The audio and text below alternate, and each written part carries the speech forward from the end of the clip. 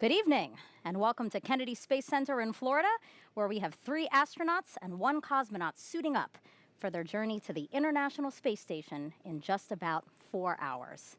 We are partnering with SpaceX for their ride as part of NASA's Commercial Crew program. And as we count down to liftoff at 11, 16, and 12 seconds Eastern Time, we're going to bring you all the action live and in 4K. I'm NASA's Megan Cruz, and this is the official launch broadcast of Crew-8's launch. And with me to help commentate to what's happening tonight is NASA astronaut Raja Chari. Great to have you here. Yeah, thanks, Megan. It's excited to be here a year after I got to do this for Crew-6. Happy to be back. Yeah, this is the 1-year anniversary of the Crew-6 launch.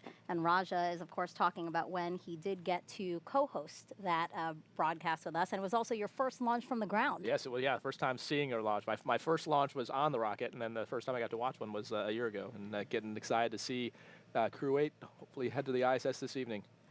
And right now we are inside the suit-up room. We have a shot of Commander Matt Dominick as well as pilot Michael Barratt. And they are in the process of suiting up. We'll talk you through all of what's happening in this room here, but I do just want to give you guys a little quick background on Raja. He was the commander of NASA's SpaceX Crew-3 mission, which launched back in November 2021. We have video of that right now. Once aboard the space station, he served as a flight engineer and conducted science experiments and technology demonstrations. He also performed 2 spacewalks, and then after 177 days in orbit, he and his crew splashed down off the coast of Tampa, Florida. And then, as we were saying, this is video exactly 1 year ago today. Raja watching his first launch from the ground while co-hosting our Crew-6 launch broadcast. And also, speaking of anniversaries, it's also 5 years to the day since Demo 1 launched, which was the first uncrewed test flight of SpaceX's Dragon spacecraft to the International Space Station. And now here we are with Crew-8, Raja. Yeah, it's pretty amazing. There's a saying, I don't know who to attribute to, but things seem impossible until they're common. And here we are, like you said, 5 years later, from what seemed impossible with Demo 1, returning U.S. astronauts from a U.S. launch vehicle on U.S. soil, and now we're on the 5th flight of this vehicle and Crew-8. It's just, it's amazing. Yeah, 5th flight of Dragon Endeavour, which when we got a shot of the launch pad, we will show you that spacecraft there, the flight leader so far. There it is, actually. We have it pulled up on the screen for you. We are looking at a brand new Falcon 9 booster on launch pad 39A here at Kennedy Space Center. And at the very tippy top there, we have Dragon Endeavour. And it's a beautiful night, beautiful view here at the Cape. It's always great to come down here, even when you're battling mosquitoes, to get to see the launch in person. We are fighting some mosquitoes out here on the hostess. You'll notice actually that this is audio-only commentary right now, but we will expand our coverage later, where we will introduce other commentators at NASA and at SpaceX, and we will also come on camera to join you for that last hour before liftoff. Saw the visors just go down there, so they're checking the suit seals now. You can actually see the view there. You can see Alexander's hands extended there as the suit pressurizes, right? Actually, I think that's Matt's. And you can see how the helmet goes up higher as it pressurizes, and it looks like they're shrinking, but it's just the helmet extending as it pressurizes. Mm-hmm. And right now we've been focusing on these two, Matt and Mike, but just across from them are Jeanette and Alexander. Exactly, yep. And they basically do them in groups of 2. And they have a set of, this is basically to check all the seals on the suit before they actually head out to the pad. And they do it here. This is the same place they've been suiting up since Follow. Got a quick look for that there. Yeah. For the camera. They've been doing this for decades. This is the historic room, and we do it here because it's much better to find a problem with the suit in this room where you have all the equipment than it is to have that problem on the pad, because they will do leak checks on the pad in the rocket as well. And the seats they're in configured the same way that they're going to be in Dragon, right? Exactly, yep, yeah. Those are they're basically the same kind of design. You can see Jeanette's even further sucked down there. Oh, can barely see her, just the eyes. Right, and in microgravity, it's not a big deal, right? Because if you're pressurizing the suit, you can move around pretty quickly. But in 1G, you kind of slump down as the suit grows around you. But the whole point of it being pressurized is to provide you your own little mini spaceship on the inside if there were any problems with the vehicle. Yeah, these suits are specifically for when they're inside Dragon, and we're pressure checking these suits again because if something were to happen, this needs to sustain them. Exactly. Yeah, we call them IV or in-vehicle suits as opposed to EVA suits, which are when people talk about spacewalks. Those are different types of suits. But you're exactly right, Megan. These are the ones that basically provide the crew both cooling, protection, oxygen, air while they're in the vehicle. Countdown 1 with the delayed T-minus 4-hour situational awareness briefing. We're currently counting down to a T0 of 04:16:13 UTC or 23:16:13 local with an instantaneous window. The crew has started suit donning and leak checks in preparation for ingress activities. The advanced team is currently on the way to the pad to open the side hatch and prepare for crew arrival. Vehicle gases are up, FTS checkouts are complete, and Dragon prop tanks are pressed. Falcon 9 is not working any issues at this time. The team is evaluating elevated ascent weather criteria and will make the final determination no later than L-1 hour. Launch weather will be closely monitored with a POV now adjusted to 40%. Falcon 9 launch and recovery weather is not tracking other constraints this time. In the event of a scrub, the next available launch opportunity will be March 3rd. Procedure 52.91 is open in the event of a crew contingency through crew ingress and launch. As a reminder, the launch escape system will be armed prior to propellant load today. Hangar X will go into lockdown at T-minus 45 minutes and last until spacecraft separation or until after the LES is disarmed and all personnel are requested to stay in their locations until lockdown is complete. CE, do you have a report on Falcon 9 health? Falcon 9 is tracking one issue on a TVC air brake that failed checkouts for MVAC, but we are working the issue and are go to proceed. Copy all, CE. MD, do you have a report on Dragon health?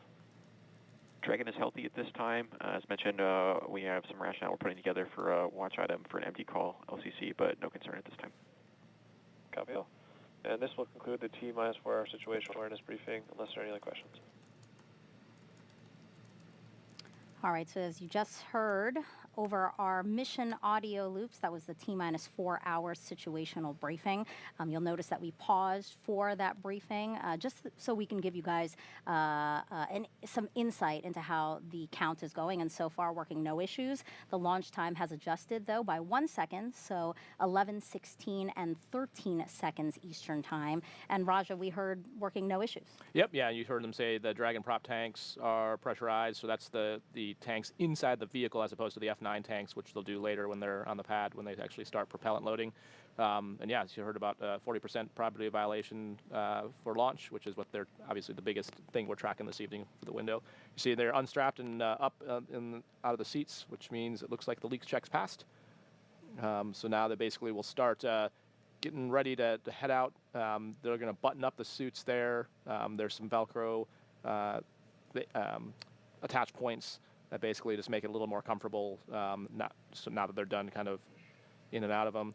You can see we call them the ninjas. So you got the iPad there. So all these procedures are basically going step by step, and then each group of 2 has a suit team working with them that's kind of running through the procedures and making sure that everything is good to go. Right. And they're on the umbilicals now. So Alexander's holding that cooling unit. So that's what's providing them cooling right now. A little mobile unit until they get into the spacecraft.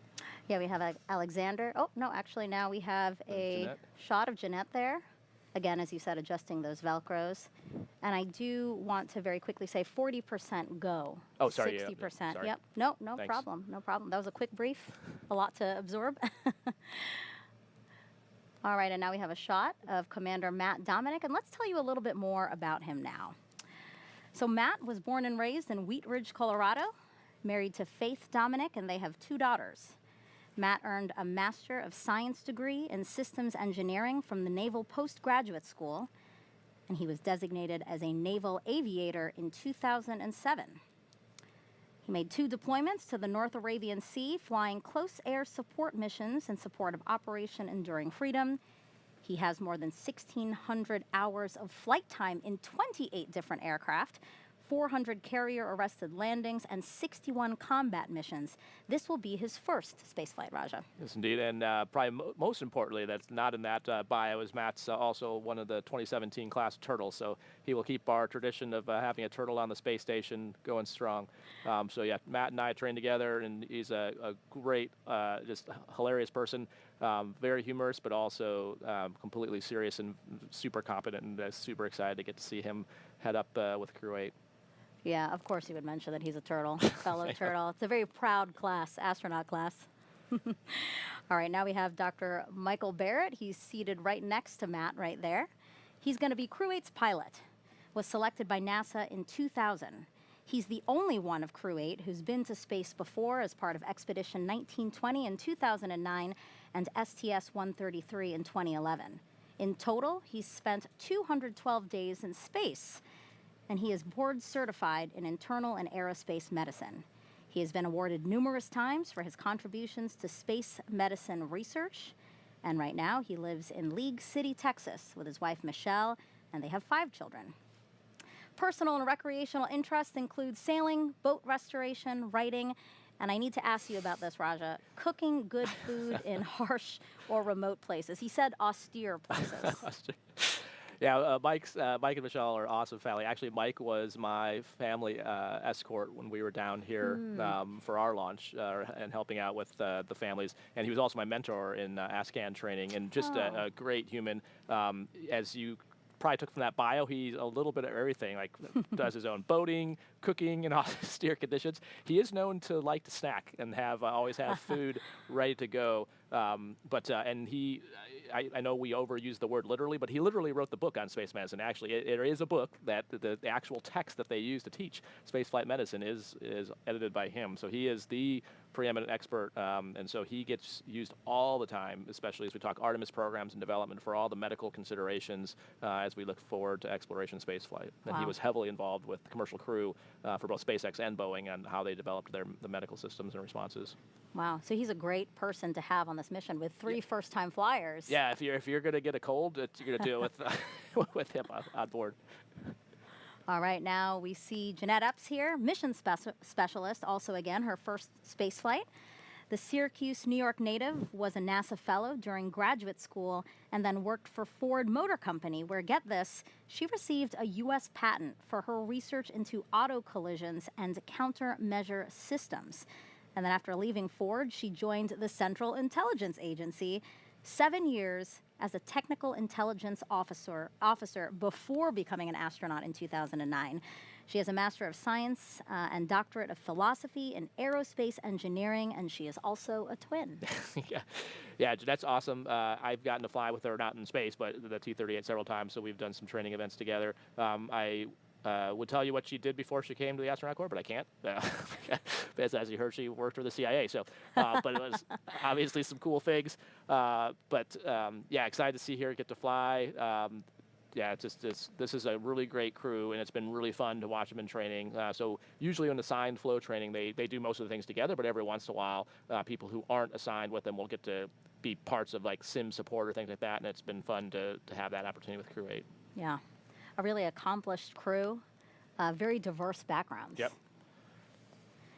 And finally, we have a shot here. Mission Specialist Alexander Grebenkin, also again, first-time flyer, graduated from the Irkutsk Military Aerospace Engineering Institute in 2002, majoring in the engineering, maintenance, and repair of aircraft radio navigation systems. He then attended the Moscow Technical University of Communications and Informatics, graduating with a degree in radio communications, broadcasting, and television. He was accepted into the Cosmonaut Corps 2018 and will serve as flight engineer while on board the space station. Yeah, and as you mentioned, Alexander is in one of the newer classes of the cosmonauts, so it's great to see the continuing cooperation. We've got Laurel up there on the space station now, who flew up in a Soyuz. Alexander will head up there on the Dragon here this evening. And then, yeah, that partnership continues. We've got crews training in Russia and the cosmonauts training here with us to fly on Dragon. So, Raja, talk us through what's happening here now, because it does seem like all of the pressure checks have happened on their suits, and they're connected to their umbilicals, which are connected to those blue boxes, like we said, providing air. Yep. Yeah, so right now, there's generally some pad built into the timeline, because had there been a leak or anything like that, you would have wanted time to fix that and not have to scrub the launch. So right now, since everything went well, you can see they've got some time. The reason they're in the chairs is when you're standing in the suits in 1G, you saw when it was pressurized, the helmet went up, but in 1G, basically the weight of the suit is coming down on you, and it actually puts some pressure on the top of your head, so it can get uncomfortable after a while. And it sort of feels like you're wearing a suit that's too tight. But that's intentional, because when it pressurizes, you don't, as you saw, their head sunk down, and if it wasn't tight, you would not be able to see out of the helmet at all. And so that's why they're sitting there, and they stay on the cooling, because also it's just, you can imagine wearing, if you dress up for winter clothes, it gets hot if you're staying inside. And so the less exertion they can have and staying on the cooling just kind of keeps their core body temps down, so they don't wind up sweating. The folks you saw standing at the front of the room are kind of a mix of some of those are, there's the astronaut support person, there's the flight med, you saw the deputy chief of the astronaut office, Shannon Walker, in there. So basically several people, all those folks have been in quarantine with the crew while they've been down here at Kennedy Space Center. Yeah, let's talk about the astronaut support person.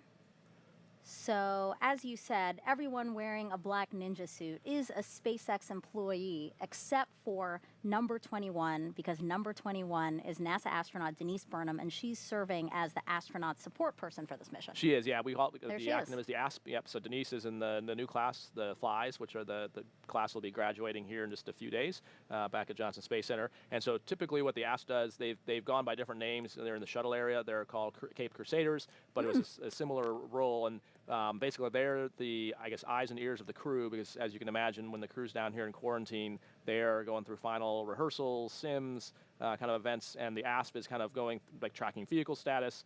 She'll go out to the pad with them this evening. Probably the most public thing you'll see her do is help dial the phone numbers for the calls the astronauts make on the launch pad. But there's a whole lot more besides that. That's just what you happen to see on TV. So most of it is, working as there's changes in the schedule, sleep shifting, and coordinating with the rest of the support team. And it's really an opportunity. Like, that person is, like I said, kind of the crew rep when the crew can't be at everything that's going on when they're down here in quarantine. Yeah. A nice big smile from pilot Mike Barratt there. Yeah, so this is kind of a relaxing time, just to, yeah, everything up to this point has been really go, go, go, and very, very scripted. So it's nice when things are going well and you actually have a minute or two just to sit and take in the moment.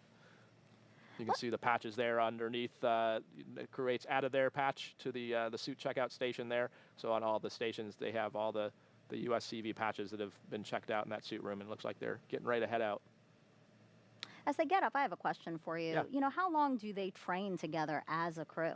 So it's about 18 to 24 months. It kind of just depends on the flow. In a perfect world, it'd be 24 months. Sometimes it just takes a little longer to actually have the crews named and get working together. But you can see some of the shots here. That's the SATA chamber where they actually practice going to vacuum, and you can see Jeanette and Mike are there working and getting actual hands-on practice with Matt. So pretty much it's not just ISS training, what you're seeing here, but you saw them getting the T-38 together, doing the suit training. So all of that is happening as a crew as early and as long as you can. Yeah, it's so important to obviously go through the training that you need, but also that camaraderie. Right. And there's so much that happens from training together, just all the nonverbals and just learning how people, operate. You see Jeanette was working in the glove box there. Alexander, that's out at Hawthorne at SpaceX training. All that time together, it really means that you can just know what the other person is thinking, where their head's at. Are they task saturated? Do they want help? Do they not want help? And that's kind of the importance of all that training, especially the T-38. You really understand how people function and process information in dynamic environments. We're now at T-minus 3 hours, 41 minutes until liftoff. And you can see kind of how they slouch a little bit, and that's, like I said, because of the weight on their head. So you sort of like slump your shoulders a little bit to kind of take that discomfort off. Sure. Seems like they're taking pictures now. Yep, so probably getting pictures with some of the suit team and the folks that'll help in the closeout crew. So that's Haley, number 34 there. Many of these SpaceX folks are people they have worked with throughout their training flow. We've got the helicopter coming by here to scout out the pad before they drive out this way. But yeah, a lot of these people, the reason they're taking some photos is this is the training team they've worked with. You mentioned how long some of these people they've been working with for the last 2 years. Obviously, Raja knows a lot. That's why we have him here with us today. So we want to invite those who are watching to participate in this broadcast. If you'd like to ask Raja a question over the next 4.5 hours, just jump on X, Facebook, YouTube, or Twitch and send your question using the hashtag AskNASA. Challenge him, guys. Let's see how much he really knows. And we look forward to hearing from you. In the and khaki answering. coat, that's Norm Knight, who's the head of the Flight Operations Directorate. You can see Shannon Walker in the blue suit there is the Deputy Chief of the Astronaut Office. And they're gathering around a table now because they're about to do a tradition that they do before they can leave crew quarters. Talk to us about what's happening here. Yeah, so it's a long-standing tradition. There's many traditions in space flight and aviation culture, this being one of them, but basically playing a card game prior to going out to launch with the Chief of the office. And the reason they do this is because, as you can see, it's Shannon playing the crew right now, and the commander has to lose so that way the team gets their bad luck out of the way and can move on with good luck throughout the launch, right? Exactly, yep. High five. So it seems like so it went Matt, well. I think Matt lost. And this card game, do we know what card game they were playing? I don't. It can change from crew to crew. It's kind of based on the crew and the Chief of the office. You can see they're starting to clear out there. They're going to go prep for the walk down.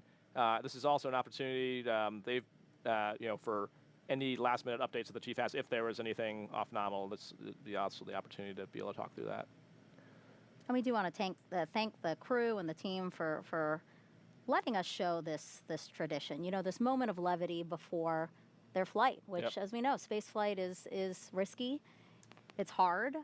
So just to let us into these moments that you guys built in to sort of celebrate the moment and this opportunity. I think the bigger piece of the tradition is the fact that the Chief of the office is there. So that is no small task. So I mentioned Norm and Shannon being in there. They've had to be in quarantine this whole time. And you can imagine in their roles, there's, and as we'll talk about later, there's not just this launch. I mean, this is what's happening tonight, but both those people are managing a whole lot of other space ops, and so it is a significant time commitment. But that's the importance of human space flight, and so that I think is the bigger part of this tradition, is the chief, the leadership, all being in quarantine with the crew. And you're absolutely right. It's it can be stressful, but it's also a good time if everything's going fine to enjoy some company out to drive. Are outside of the historic New York Operating Check-in building here at Kennedy. Crew quarters is inside of this building. Walk out the door you see to the far upper left-hand there. Around T-minus 3 hours and 20 minutes, and then they will make their way to this caravan of Teslas here. There were 3 Teslas that we saw, Raja. Teslas 2 and 3. We're laughing because now we're getting to see so the reveal of how they're going to work the number into the license plate, which I didn't even know was a thing until until Darren told me on the Crew 3, or when I came out here for Crew 6 launch, and I had to go back and look at the Crew 3 license plate. But yes, so the tradition is they work in the crew number into the license plate. Yeah, yay space. And we have the 8 hidden in there, as you said again, Raja. Before, I remember 5, 8 was the what was I have to go let find out. I didn't know it was one, and last time they told me that, I was like, oh, I never didn't even pay attention to the out of the car. I do remember Crew 6 too. Crew 6 was Dragon, and it's the G6. So as we were saying, there are 3 Teslas here. Second and third one. Second will have the commander and the pilot, and the third Tesla will have mission specialists. Outside here, Raja, I can hear you. You're Googling. I am. I'm a bear. I see that there are folks that are waiting behind stanchions. Let's tell folks who those are. Yeah, absolutely. So it's a mix of, as you mentioned, kind of outside here, you saw the flight people who came out the door there earlier, and they're going to be following them. And then their last chance, they have passes, any med, anything like that. That's what's happening now before they walk. People down here are a mix of family who've been in quarantine with them, so generally immediate family, and then sometimes there'll be extended family who weren't quarantined behind the stanchions. So the people who were in quarantine will be able to go right up to them behind the yellow lines, and then they'll go up to the cars once they're in the cars to basically say goodbye and good luck.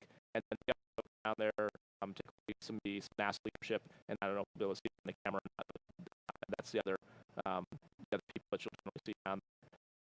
Kind of the importance of all the leadership being able to come out and support the efforts. Yeah. And let's look at the clock. Minus 3 hours and 35 minutes. A very well choreographed timeline that the astronauts are sticking to right now. As Raja was saying before, a lot of pad is built in, so that's why you were seeing some moments there where they had time to take pictures with their support staff. And right now they are waiting for a specific moment to walk out of the suit-up room, and that will be at T-minus 3 hours and 24 minutes, so about 10 minutes from now. And then they'll walk out of the doors again to the waiting Teslas, as well as family and friends who are there to see them before their launch off of this pad that we're getting a beautiful aerial of. It might be the helicopter that just flew by. Again, a new Falcon 9 booster with and Dragon Endeavour. So there's like I said, lots of traditions in space flight and aviation, and you can kind of see around the door frame the stickers up there. So below there's the big banner, and then below that you can see those stickers. And so that's the other tradition is that's what they're showing right now. So you can see all the crews that have walked through those doors that have put their stickers on there. So somewhere along that door frame is Crew-8's. Yeah, specific to crew quarters and walking out the same hallway we're going to see out these same doors. This has been happening since Apollo 7 in 1968. So really steeped in history what these folks are about to do. Yep. Yeah, this is it's a cool mix of history and new. I would think going from the same suit-up room that Apollo used and then going to ride in the Tesla, it's a very cool contrast. But the tradition is there, and you can see Crew-8s at the bottom right, just underneath Crew-7s. And so as you go up the very top of the screen, you can see ours, Crew-3. So just going down 3, 4, 5, 6, 7, 8. Nice little line. Looks like we got 2 more left, and then we're going to have to skip around that little handrail and keep going down. Isn't that a good problem to have, though? While we wait for, again, that hallway walk, let's kind of recap how the crew has spent their day so far. So they woke up at 11 a.m. Eastern time. They had breakfast, which is more like lunch. But again, when you're trying to keep to a particular schedule, you do have to shift things sometimes, right, Raja? Yep. So breakfast followed by a workout, and of course they had some family time. At around 4:30 p.m. Eastern, they ate another meal, then had medical checks and other flight day preps, and then finally they were briefed on the weather for a launch just before starting to suit up. And as you said before, Raja, weather is what we're really watching today. 40% go, watching both weather at the launch site here, but also the ascent corridor. Exactly, yeah.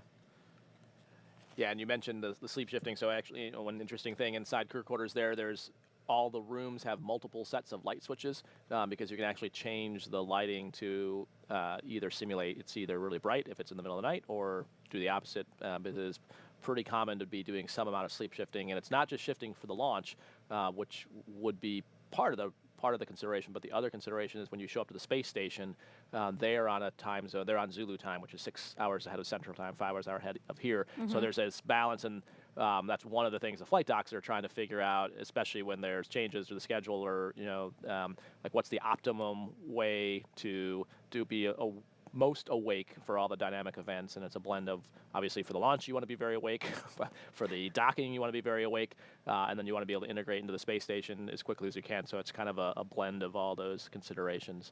And it has to do, it's not always the same answer for every mission, because each launch is a little different with the orbital phasing and how they do the rendezvous with the space station, or the timing for that. So it always varies just a little bit.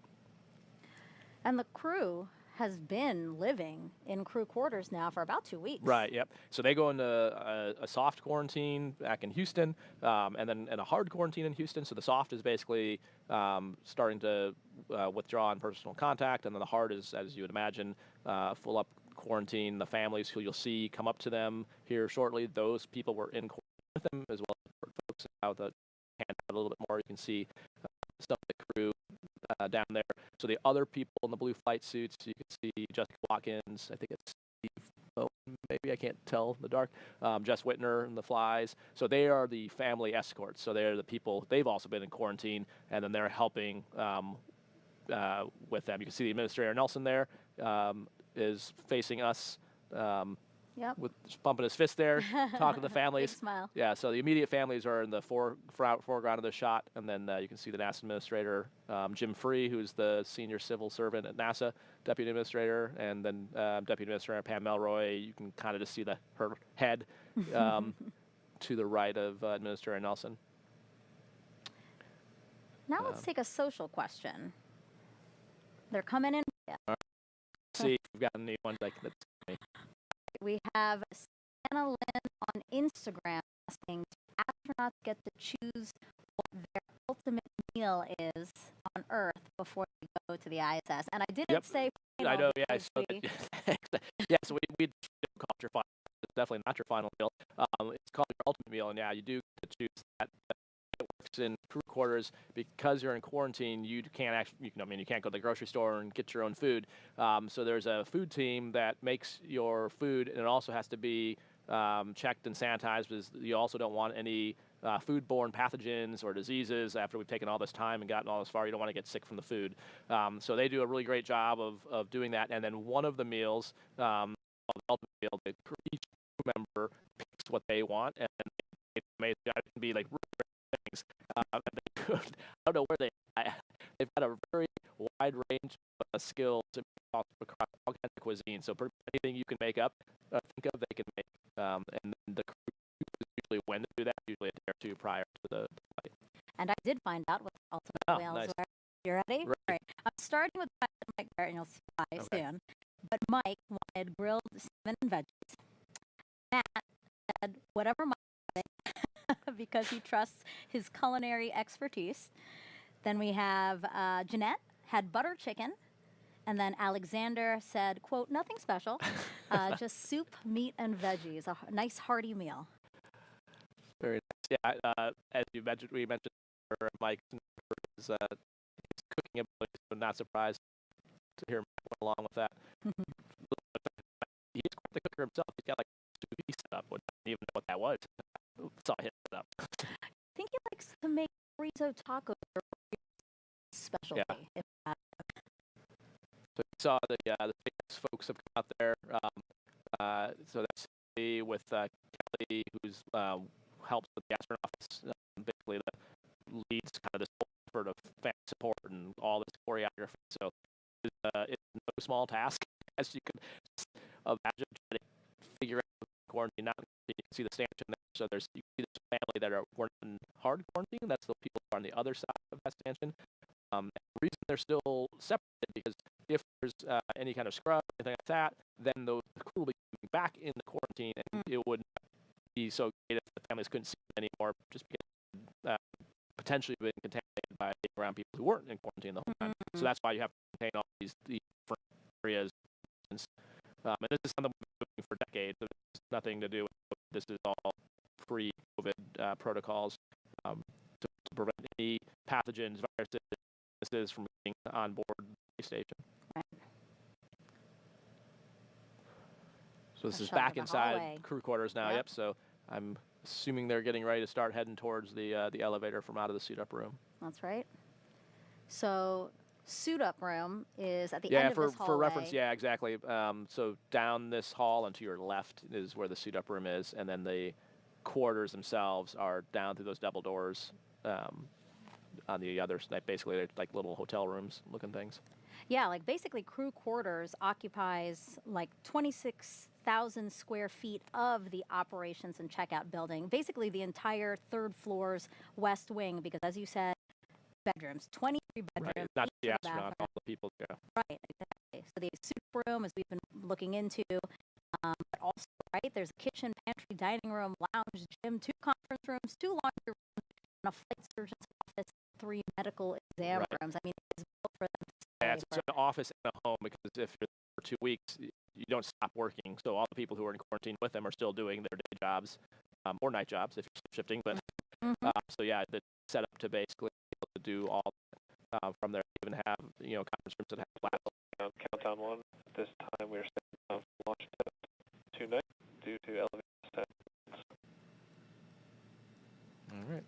Well, you just heard that call out announcing that we are standing down from this launch attempt tonight For elevated for winds. elevated sound like, winds, yep. Raja, right? And we knew that might be a possibility. Weather has been an issue for us for the last couple of days. We were initially targeting Thursday night, Friday morning launch, and we stood down from that attempt because the weather, specifically in the ascent corridor, was not good. Very dicey. Yeah, that's where it can get. LD, launch control and countdown. LD, for awareness, proceeding with pausing clock now. Yeah, copy all. Reset for an opportunity tomorrow. You heard that call out, pausing the countdown clock to reset for an attempt tomorrow. And I'm sorry. LD is launch director. It can often be confusing, especially for family and guests who are here at the Cape, as you're looking outside, like, this looks fine. Why, there's not a cloud in the sky. But as you mentioned, it's the ascent corridor. And so essentially you have to clear the entire eastern seaboard of the United States. Specifically, what's really important is where the rocket stage is, because those are dynamic events. And so you want to really, really make sure that the winds and the waves are specifically what they're looking at. So if the capsule had to come back down for any kind of off-nominal situation, you want to make sure that there's not going to be problems because of the weather conditions along that ascent corridor. So that's the driving factor in the case tonight, it sounds like. And then you heard them say, pause the clock. What that is, he's really directing them to do internal to the Launch Control Center is all the automation, all the commands and sequences that get sent to the rocket. They want to stop that because that's less things to have to undo to turn around for a launch attempt tomorrow evening, which I think is the plan. And, some might be wondering, well, launch was scheduled for 11:16 p.m. It's 7:52 p.m. Eastern. Why make this decision when we do have some time for maybe weather to improve? Yeah, so generally, if it's right on the edge, they'll sometimes go further along. You heard, I think, earlier in the broadcast and probably saw online that originally they might take it all the way to an hour prior, and that hour is kind of a key point because that's when they decide to start loading propellant on the rocket. And once you do that, then you have to unload all the propellant. That's when you have to clear the area and things like that. So they'll typically take it that far if it's maybe right on the boundary. But if things are trending worse or pretty clearly out of limits, so on a lot of these things, it's not necessarily a totally black and white answer. There's some margins, so they maybe say it's like green, yellow, red. But if it's, I don't know, but if it's like yellow but going red and continuing to go worse, then that would be a decision. It's better just to stand down versus continuing to go further in the process. Because like I said, now you're doing things like exercising valves, pressurizing lines, all that kind of stuff, that it's just better to not have to undo all those things. It just makes it easier to turn everything around. Right, and there's a lot of coordination that goes to monitoring the ascent corridor. Obviously NASA and SpaceX teams are keeping a close eye on all those conditions you talked about, but we also engage the Department of Defense, right? Right. We engage them in terms of actually recovering our astronauts. Yeah, so it's quite the choreography. So I mean, just locally, the Space Force supports with the weather forecast and analysis, but the bigger thing that you're alluding to is all up and down the eastern seaboard. There's units on standby to help with recovery if there's anything for both the rocket or the crew, if anything's off nominal. And so all those units have to be coordinated with and ready to go. And you can see, I think they're draining something. So just in the vein of like things that, prep and stuff that's happening, you can see at the bottom left there some water coming out of the acoustic tower. So that I'm speculating, but that probably had some pressure in it. And now that they've paused the clock, they're releasing that pressure. So all those kind of things, you can imagine all that water that's coming out, you have to refill that water. So all those things have to happen after a scrub. So the earlier you can make that call, the less amount of those kind of things you have to go back and do. So what happens now? So obviously the crew was just informed that we're standing down from tonight's launch attempt. So what happens? What are like the standard operating procedures? It kind of depends on where along the point you scrub. In this particular case, since they haven't actually gone out to the pad, it should be a relatively quick, basically they'll doff the suits, so go back to the suit-up room with the suit team's help, get out of the suits, because the last thing you want to do is rush to get out of them and then, damage a suit. So they'll use the suit team to help doff out of those, and then it'll be kind of like Groundhog Day. They'll if there's anything in particular with their flight mission profile. So for example, like if they have an upcoming EVA or maybe a really important science payload or some kind of robotic operation, they would probably use this time over the next 24 hours to maybe review that, and then also probably start. So that's one thing they could do, and then they'll also probably start briefing and talking about what the rendezvous timeline is for this new window. Because like I said, it's always different depending on the orbital phasing. So they'll pretty quickly here, if they haven't, my guess is they probably already do have already have thought through all this, or the flight docs have. They'll kind of build a schedule like, okay, now that you're launching 23 hours later, this is your rendezvous timeline, and we need to sleep shift you, 2 hours right or left or whatever it is. And so that's probably the other thing that's happening, is figuring out, okay, you need to go to bed right now, or no, we need to stay up for a few hours and then go to bed, and going through that kind of drill.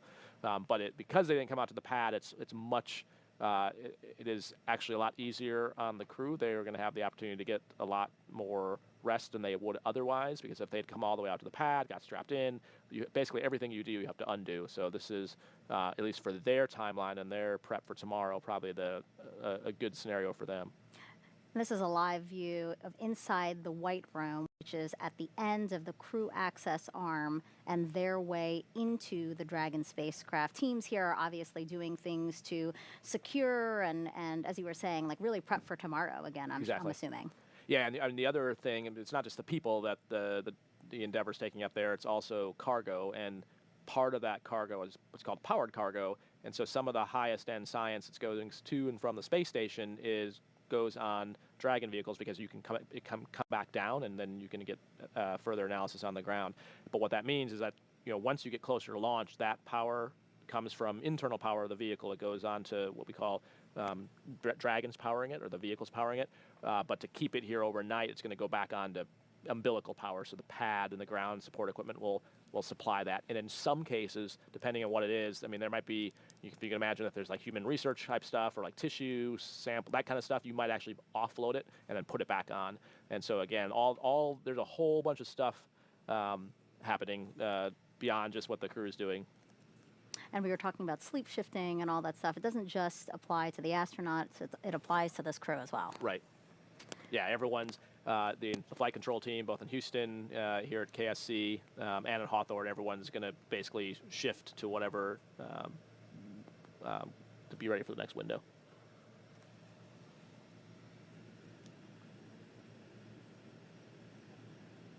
The good thing is that, as you said, family has remained in quarantine, so our astronauts will get some more family time before Exactly, they... yep. Yeah, and like I mentioned, that's the importance of staying in quarantine, because now they can still have that time with their families.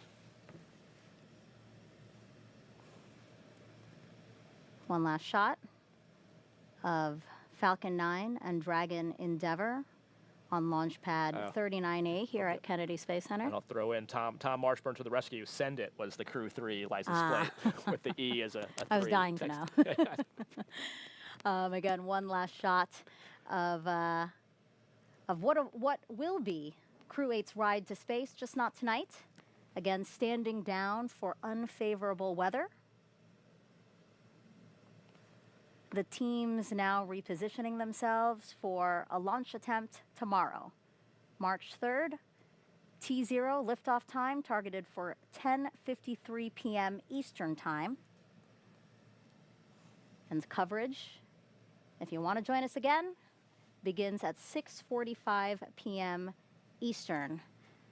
We roped in Raja for I'll be back. another attempt. He'll be back. So we hope you can join us then. For now, have a good night. Thank you so much for tuning in.